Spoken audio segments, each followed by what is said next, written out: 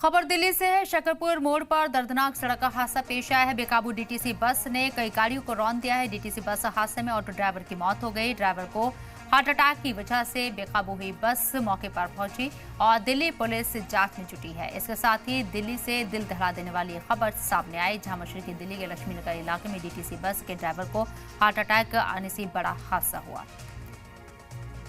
और इस हादसे में एक और ऑटो ड्राइवर की मौत की भी खबर है। तस्वीर आप देखिए किस तरीके से डीटीसी बस ने एक के बाद एक कई गाड़ियों को रौंद दिया। यहाँ बताया जा रहा है कि डीटीसी बस का जो ड्राइवर था उसे हार्ट अटैक आया और उसके बाद ये पूरा हादसा हुआ।